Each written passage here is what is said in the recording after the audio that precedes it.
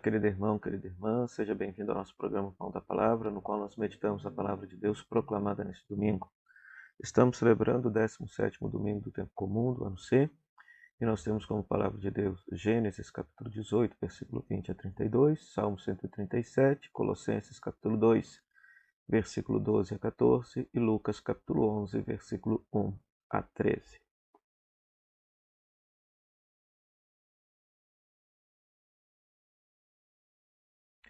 O grande tema da liturgia da palavra deste domingo é o tema da oração. Tanto na primeira leitura, Gênesis 18, quanto Lucas, capítulo 11, nós temos o tema da oração.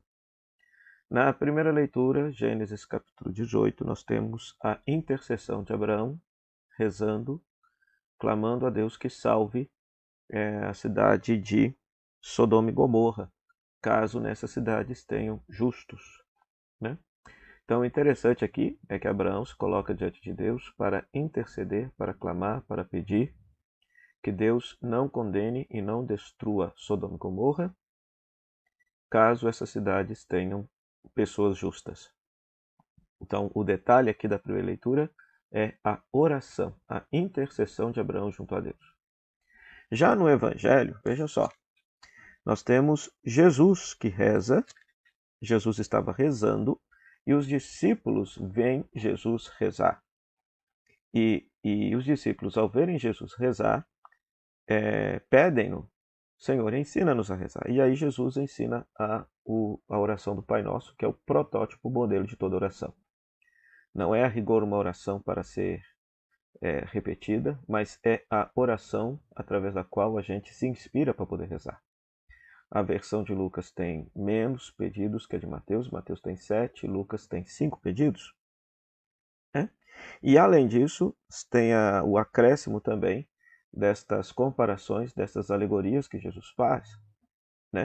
Na primeira parte, um amigo que vai importunar outro de noite para lhe pedir pão e peixe, para lhe pedir pão para acolher um viajante que chegou de forma inesperada.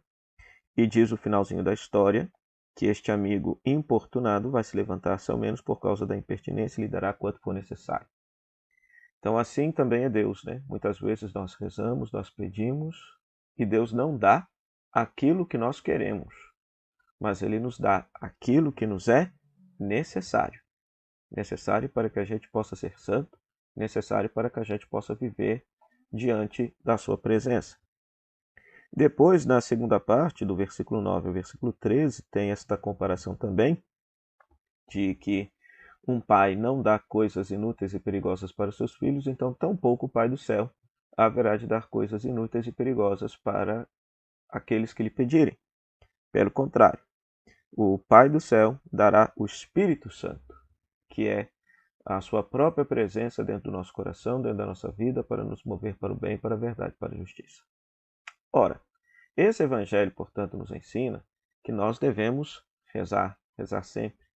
Por que Jesus rezava? Porque Jesus não queria perder a sua sintonia com o Pai, não perder de vista a vontade de Deus para a sua vida e para a sua existência. E por isso ele rezava.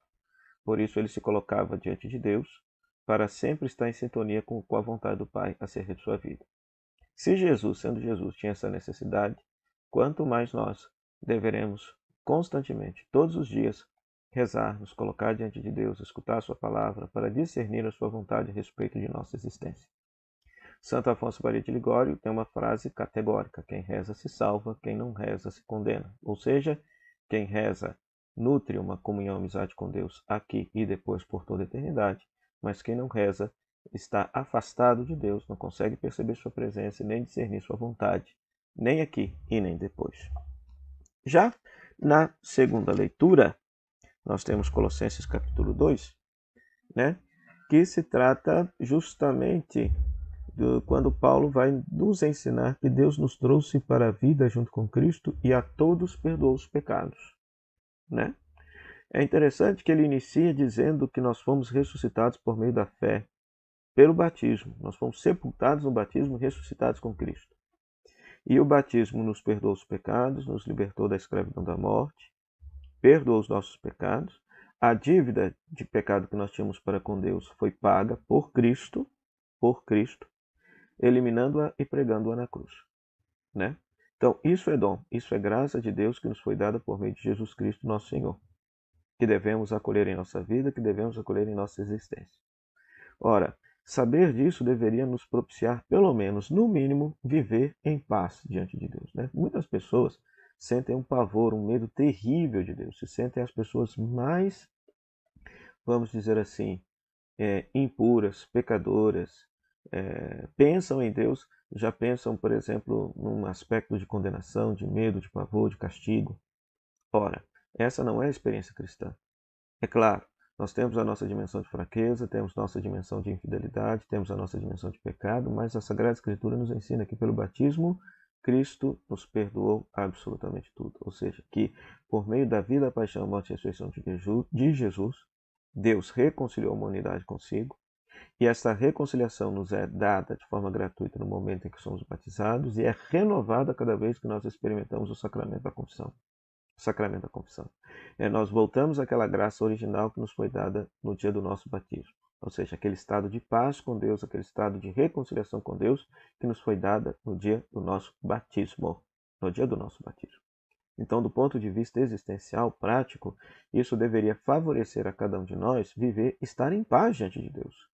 Sabe, se olhar no espelho, apesar das nossas falhas, apesar das nossas quedas, apesar das nossas fraquezas, mas nos sentir amados, acolhidos, aceitos por Deus, porque esse é o dom, essa é a graça que Deus nos propiciou em Cristo Jesus, né? Ou seja, do ponto de vista, se a gente fizer uma leitura a partir da comparação das religiões, né? Ou seja, é uma leitura absolutamente positiva do mistério de Deus, porque as religiões antigas sempre nutriam o quê? O pavor acerca do sagrado. As pessoas tinham medo, pavor diante do divino, porque imaginavam que a qualquer momento o divino as poderia punir, que Deus as poderia punir, castigar. Pois não, pois na experiência cristã é justamente o contrário. Nós temos paz com Deus por quê?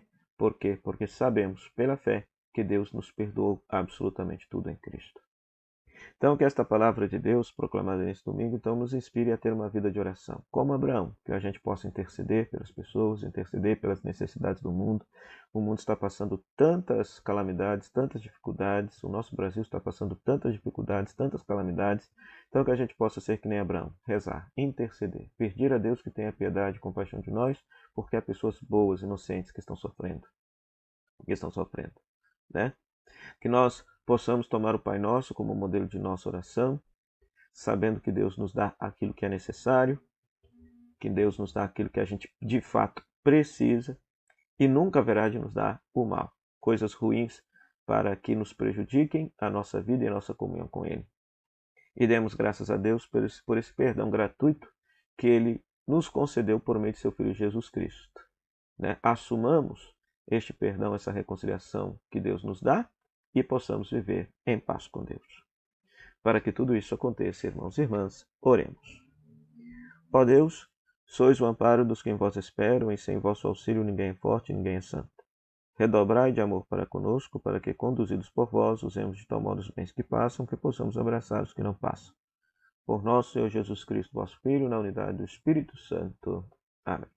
O Senhor esteja convosco, Ele está no meio de nós, que a bênção de Deus Todo-Poderoso, Pai, Filho e Espírito Santo, desça sobre você e sobre sua família, permaneça para sempre. Amém. Meu muito obrigado, Rádio Comunidade FM, a Web Rádio Nossa Mãe, que nos cede esse espaço para pregar a palavra de Deus, e a você, querido rádio ouvinte internauta, pela sua audiência. Até o próximo programa, O Pão da Palavra, se Deus quiser. Tchau, tchau.